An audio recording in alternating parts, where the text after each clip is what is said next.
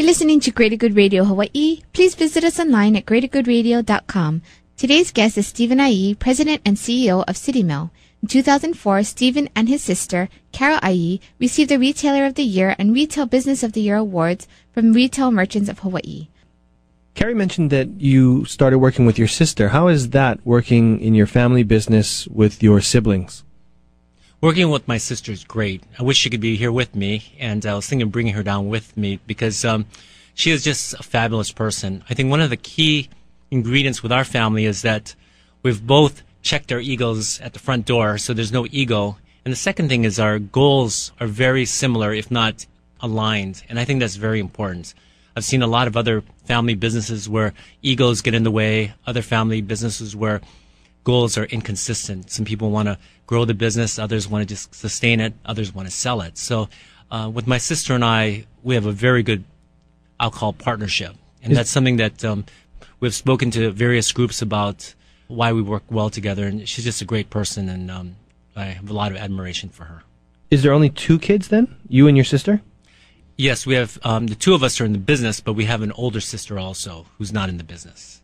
You had mentioned that you came back in 1992, and then, unfortunately, 4 years later, your father did pass. I was wondering, what are some of the important lessons that you may have learned from your father within that short time? Or did you learn, I mean, you said you've been involved with the business for your lifetime, pretty much, but within those 4 years, what were some of the key things you learned to help you be successful and help City Mill with your sister be successful where it is today? Well, I think that several key things I got from my father was just perseverance, and that's what I learned from my grandfather also. Perseverance, just keep on, no matter good or bad, just keep on pushing, never give up. And the other thing is going back to the ego, it's to always, don't be afraid of asking questions. To say, I don't know, can be so powerful. I don't know, what do you think? Those 7 words may seem quite simple, but there are a lot of people who can't say that. But that's one thing my father, he would go down, if he was buying a forklift, he didn't try to pretend he was all high and mighty and knew exactly what to do. He'd go out to the warehouse and say, hi, we're looking at a forklift, what's important? And he would listen to them. If we're buying something else, he would go to the people who used it and said, what do you think? And so I think the ability to say, I don't know, what is your opinion, can be a very, very powerful management tool. How do you and your sister split up roles and duties then? Basically, I'm the president of the company, so I take care of sort of overall responsibility. She's in charge of all the marketing, so advertising, promotions, public relations, she sort of takes care with me. We sort of share that. And so I get to take care of operations and merchandising and the accounting, human resources functions. Has there been a lot of, I would say, added pressure because your father and then his father ran City Mill so successfully for a century, and then now you're stepping almost into their shoes and going, wow, you know, I have big shoes to fill. What was that like? Thanks, Carrie, for highlighting one of those things that is always hanging over our head. Yes, the continued success.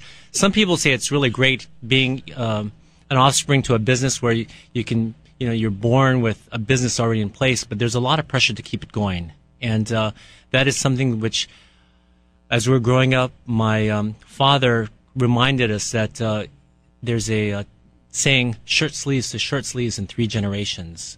And it's interesting that same line is has been translated and is used in many other countries and cultures. In China, I think it's rice paddy to rice paddy in 3 generations.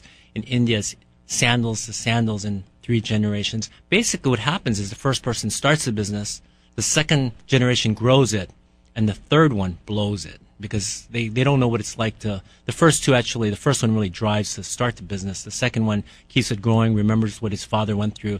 The third one it's Cruise City, and it's sort of like, oh, this is great, and they forget their roots. And that's one thing my sister and I want to make sure that we were not the 3rd generation that took the company down. So I think we're very proud to be 3rd generation, where about 5 to 10% of businesses will make it to the 3rd generation. Well, I think you're doing a great job, so congratulations. Thank you very much. Thanks for tuning in. Stay tuned for more on Greater Good Radio.